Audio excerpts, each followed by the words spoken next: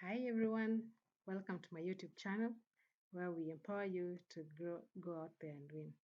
Today we will discuss 10 tips to help you ace your next interview. If you're new here, please subscribe to the channel and hit the subscribe button to be notified when we upload new videos. Tip number one, conversation. Now, I'd like to think of an interview as a conversation. A conversation where the interviewer gets to know more about you, a conversation where you also get to learn more about the organization. Tip number two, understand the role you're interviewing for. Read the job description, understand it well. You need to internalize the role requirements. This will help you match your strengths, experiences, and skills to the job requirements. Tip number three, carry out thorough research of the company or the industry that you are interested in. This cannot be overemphasized. You cannot afford to have a casual look on the website 5 minutes before the interview or a few moments the night before your interview. This needs to be a thorough search where you go into the website of that organization.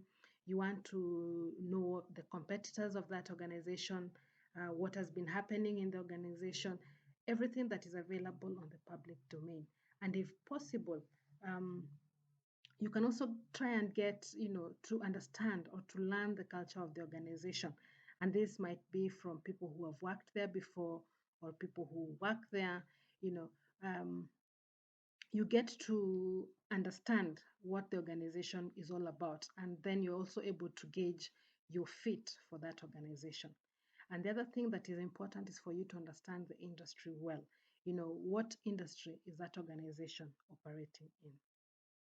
Tip number four, think about how your strengths and skills relate to the role. Now, this is important. If you have done your search very well, you have understood your role, you are going into the organization or into the interview knowing that this is a conversation, then you will have the opportunity, or you will have that space where you're able to think about your strengths and your skills and how they relate to the role. You see, when you are uh, reading through a job description, you read it once, you read it twice, and you also look at the organization culture, you read about the organization, then you begin to see aspects of your strengths or aspects of your skills that can relate to the role that you're applying for. And why is this important? You will be able to articulate this during an interview. When you're asked various questions like, why should we hire you? Then it's much easier for you because you had thought about it beforehand. You are not just winging it during the interview. So you'll be able to, you probably want to think about stories that demonstrate competencies.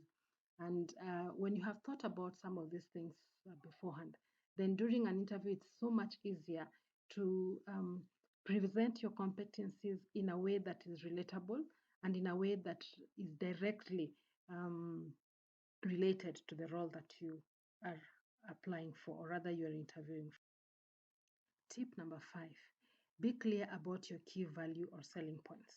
Now, this is related to all the four tips that we have talked about.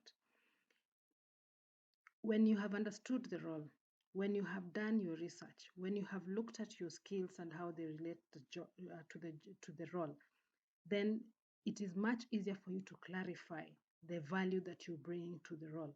It doesn't matter whether you're an entry level graduate, or you are a mid-level graduate, or you have been doing this for many years.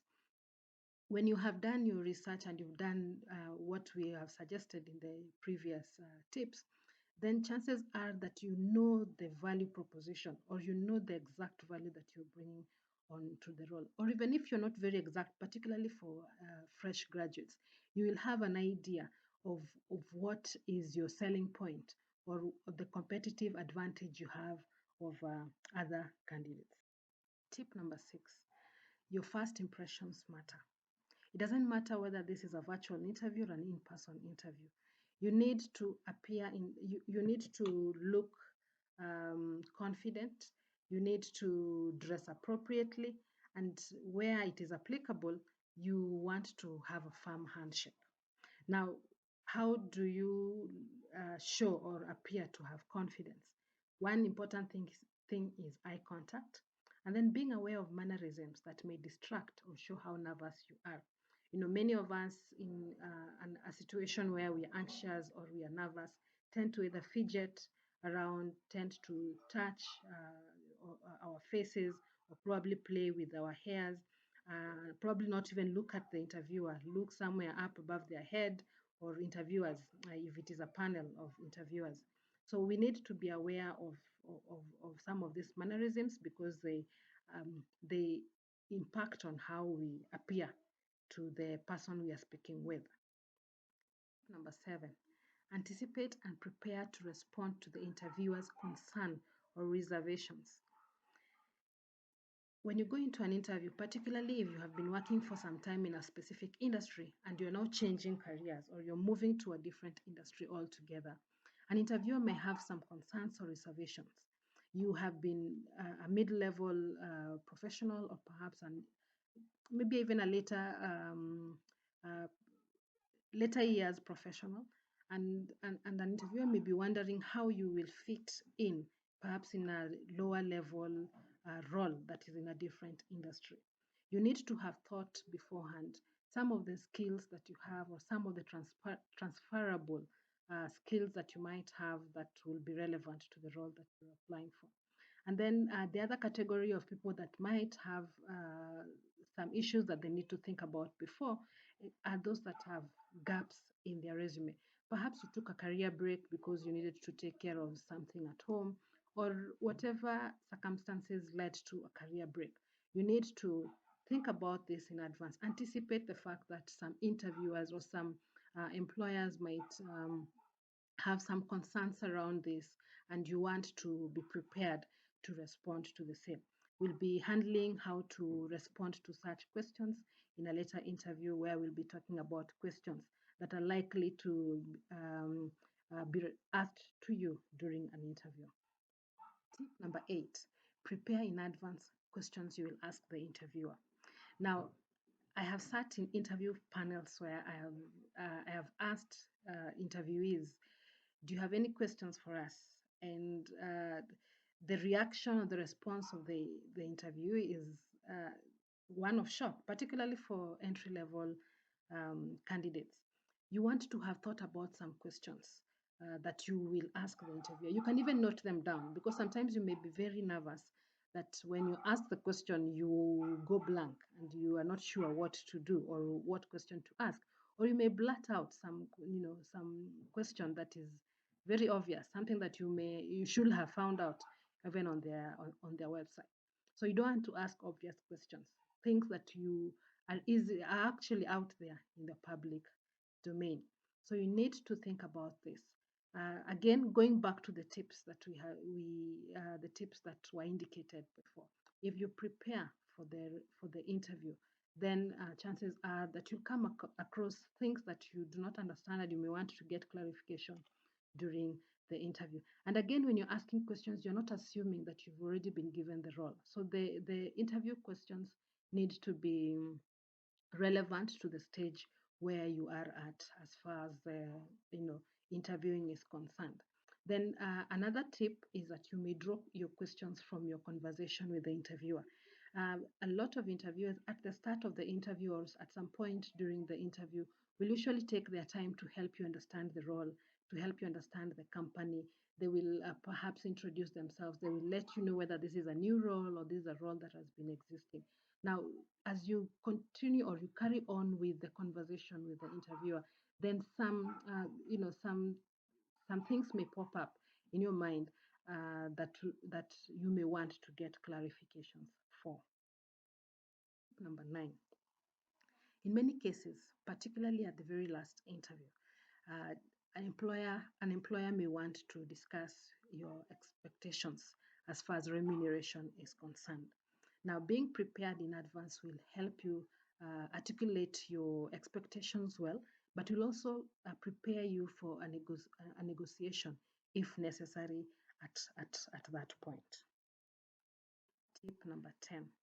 Now, this has been said, you may have heard this, you may have seen this, practice, practice, practice. But interestingly, many people do not practice. They assume that because they are very good communicators, they assume that because they know the role very well, they will simply appear at an interview and go ahead and respond appropriately to the employer. You may want to play over that conversation, or potentially questions that may be asked to you before the interview. This will help you in a number of ways. One, if you have thought ahead of time about possible questions, possible concerns, possible things that an employer may be interested in, and you practice out loud, you will basically be listening to yourself speak. You get to pick out, how you express that, how it comes out. Sometimes you have a thought in your mind and you think this sounds like the perfect answer. But when you speak it out loud and you also listen to yourself, you actually pick out the fact that perhaps it has come out negatively. It does not come out as you had anticipated. So practicing is really important. The other thing that practice helps you with is that you are able to uh, pick out mannerisms, ways of conversing that are probably not appropriate for the interview that you are, for the interview. And practice can be in front of a mirror. You can be simply seated in front of your, laptop, computer, or you may want to practice with someone else.